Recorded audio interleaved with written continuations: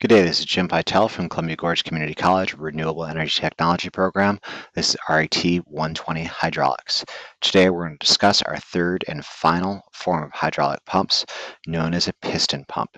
If you have not watched the lecture entitled Hydraulic Pump, Gear Pump, please go ahead and do so at this time because it deals with some essential concepts that we are going to be talking about in the perspective of piston pumps. Okay, so a piston pump. The first thing we're going to talk about is an axial piston pump. Okay, and I'm going to go ahead and describe some of these features here. The first is our rotational shaft. And I'm going to skip this guy in the middle here. Obviously, like a vane pump's got vanes, piston pump, it's got pistons. What do those pistons reciprocate in and out of? Piston block, which is exactly that. It's basically a block of metal with holes inside it through which those pistons can travel in and out of. Okay, so, and then here's our kind of our end plate, inlet outlet plate.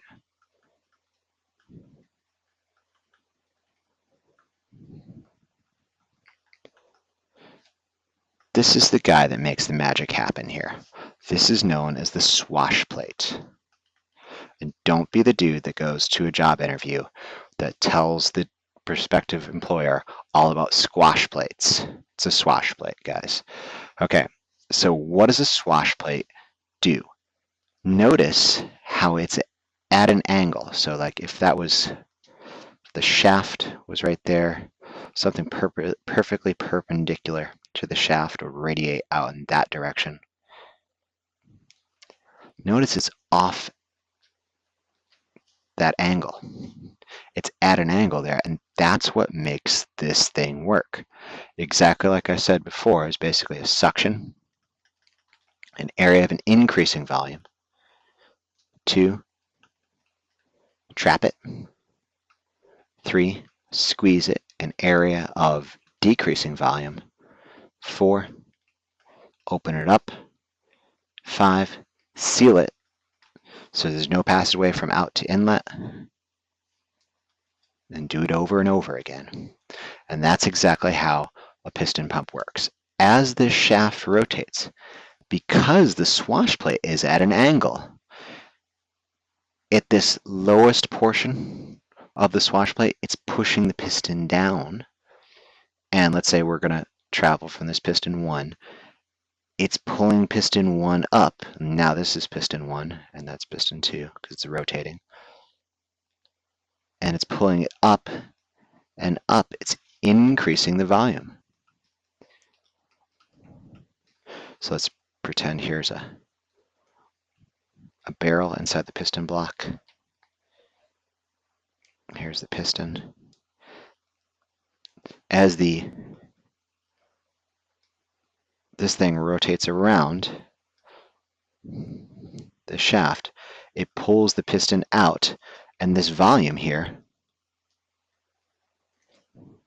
becomes bigger and bigger, and fluid moves into it. Again, you're trapping it by allowing the inlet to go to a certain point. It only pulls fluid in for a certain portion, and then it traps it right there. And now what happens on the other side of the swash plate? Well, it's going down. It's like a little roller coaster. It's gone up, up, up, and now it's going down, down, down, decreasing volume. It's squeezing it, increasing the pressure. And here's our outlet port. It opens up. And there was our inlet port. It shoots out the other side. And again, there's a seal. There's no passageway from outlet to inlet. And that's exactly how an axial piston pump works. Those, and again, axis. Think of a car axis. It's going around a car axle. Okay? So, swash plate held at an angle, flow. What happens in a situation like this? Swash plate at 0 degrees. Same volume between the pistons and the space in the piston block every single time. You're not increasing the volume, you're not decreasing the volume, no flow. So this lends ourselves to a perfect variable displacement pump. So piston pumps, typically they're variable. You could conceivably have a fixed displacement piston pump where the swash plate is held at an angle, but typically the swash plate is adjustable to no flow all the way up to max flow, which would be maximum angle. Okay, so again, there is such a thing. So here is our pump symbol. That's a fixed pump. That's a variable displacement pump. Could also be a pressure compensated pump. So at whatever pressure within a certain range, there's a guaranteed flow rate. There's something else here that I should add to the schematic too, known as a case drain. So sometimes there is flow backwards and you need to go ahead and get rid of it, or flow into areas that you don't want it to. Basically, you got to remember to hook that thing back up to the reservoir. Okay, so otherwise it would just build up in there and your pump may not work correctly. Okay, there is, in addition to the axial piston pump where the swash plate is adjustable around a fixed axis, what do you think of this guy here? Here is a shaft and it's fixed to a swash plate. And there's pistons attached to it on like these little elbows there, those little joints, and a piston block. So obviously no flow is going to occur there because the swash plate has a 0 angle. But what about this? What about a bent axis piston pump where again, it's fixed to that shaft. I just bend the shaft.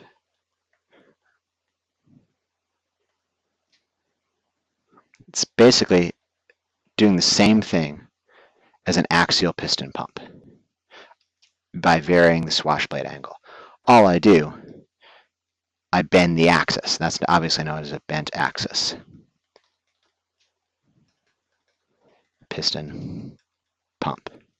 And by varying the angle from flat to maximum, I can vary the pump, vary the displacement on that. The last one type of piston pump is,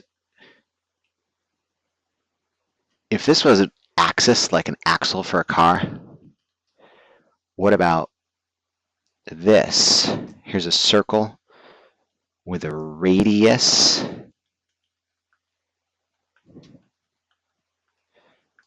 versus an axis, three-dimensionally. There's this thing known as a radial piston pump.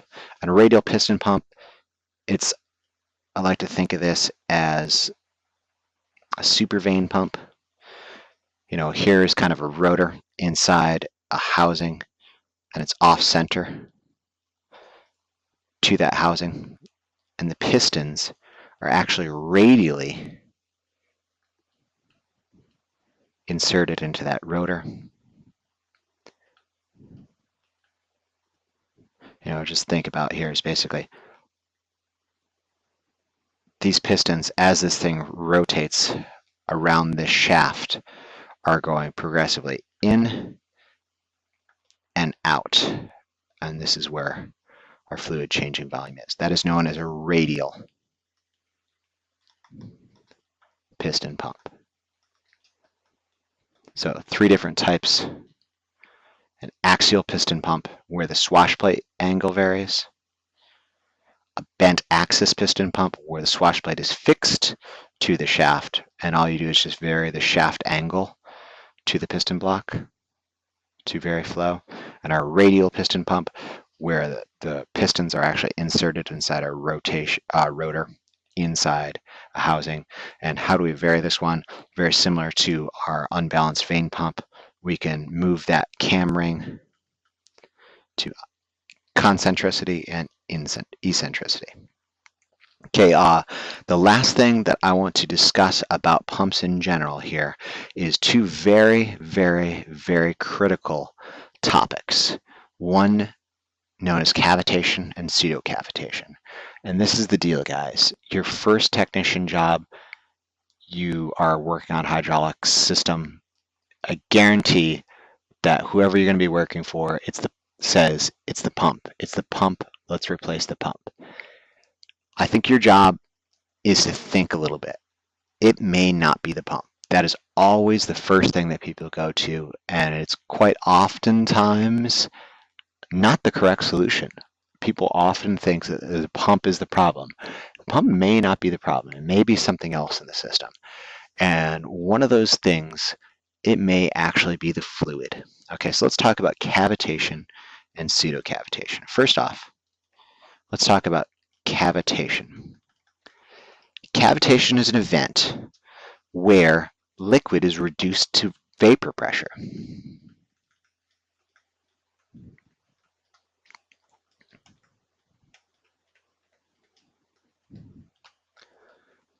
And what is reduced to vapor pressure? That sounds too scientific.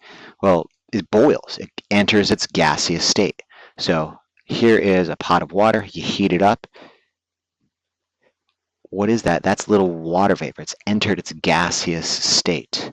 And now it boils at 100 degrees Celsius, 212 Fahrenheit at sea level.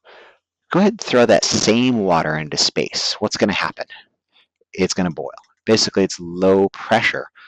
So there's two things that influence is basically increasing temperature at a constant pressure, or decreasing pressure will cause a liquid to enter that vapor phase. Okay, so I know all you motocross folks know about this when you're riding over some whipties or something like that. Your shocks can cavitate, and it's a pretty rough experience. So cavitation can occur in a number of areas in hydraulic systems.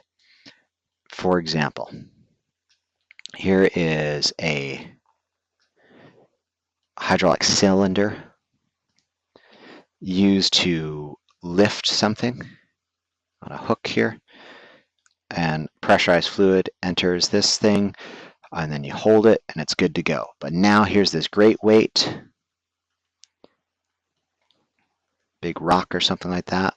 What happens when you send this rod end connection to a low pressure tank?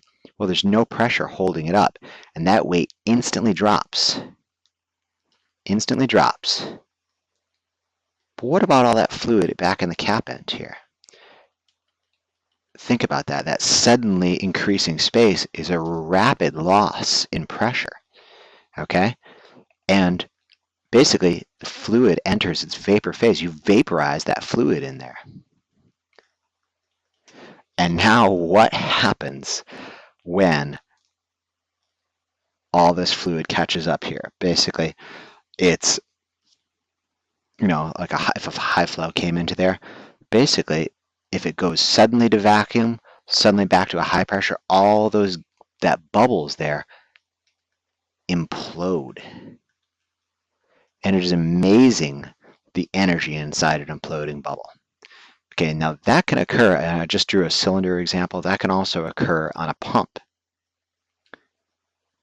For example, let's say in the reservoir is entrained air or air bubbles. Let's say your reservoir is too small a size. Basically, it's returning flow to the reservoir. I know there's two reservoirs here on the schematic, but they're the same reservoir.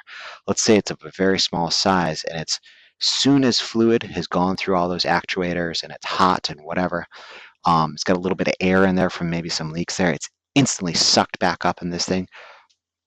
Cavitation is going to occur because basically it's sucking this fluid up inside there. The air is inside that thing, or is already inside the fluid. It's dissolved in there. Increasing pressure on this side, on the outlet side. What happens? boom. Those imploding bubbles cavitate. And those cavitations, like I said, are incredibly rough on hydraulic equipment. You will notice pitting and scoring inside a pump that has cavitation occurring. It's also incredibly loud. There's something called pseudo cavitation. Pseudo cavitation, the word pseudo, kinda cavitation. So basically, if cavitation is basically where you're reducing a liquid to vapor pressure, liquid leaves the liquid state, enters gaseous state, only to implode on the other side.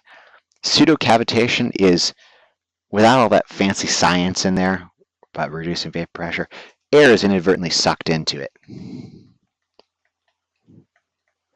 Air sucked in. That's the way I describe pseudo cavitation. Air is, without all the fancy science, vapor pressure, etc., dissolved oxygen, whatever, air is sucked in. You know, could you imagine? Here's a pump housing. Here's its inlet line, and it's immersed in this fluid. Here's its outlet right there. And it's happy sucking just fluid in there. And then above fluid level, a tiny hole develops here. Air is also sucked in.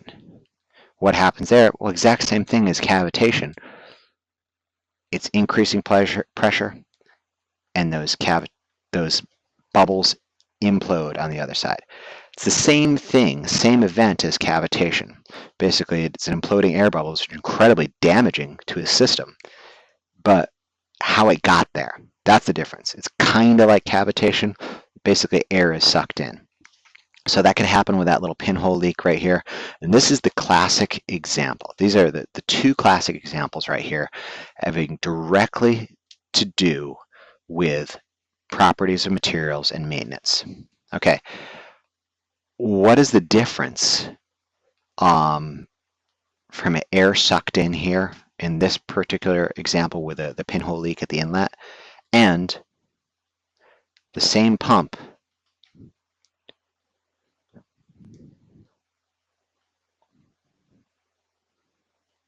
where someone forgot to check the level of the fluid?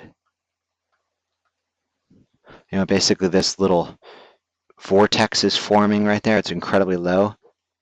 As it's sucking up into there, little gulps of air are happening. Okay, that is also going to be a pseudo cavitation event because those bubbles of air on the other side implode with incredible force, damaging that equipment. It's incredibly loud. It's erratic movement within there because it's got those entrained air particles in it. What about this guy? This is a good example here too. Here is a pump housing. Here's our outlet. Here's our inlet. This time, we've had proper maintenance procedures. It is totally filled up to the correct level. And you go ahead and take it to North Dakota in January and start it up at 4 a.m. in the morning. What's happening here? This is jelly. Okay, the viscosity of this thing has increased, and basically what's happening is it's sucking up globules of that jelly. That's entrained air into the system. It's a pseudo cavitation event because air is being introduced into the system and implodes on the other side, damaging your equipment. Again, how do you recognize cavitation and pseudo cavitation events? They're noisy, they damage equipment, and they're erratic movements in the actuators and in the hydraulic system. What's the difference between them two? Pseudo cavitation, air gets sucked in.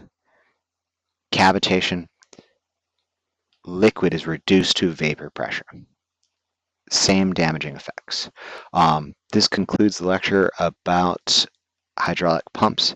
Remember, there's three types: the gear pump, which is always fixed displacement; the vane pump, of which there is an unbalanced and a balanced vane pump that could either be fixed or variable; then our piston pumps, which is an axial piston pump, a bent axis piston pump, and a radial piston pump. And those are typically variable displacement. That's about it.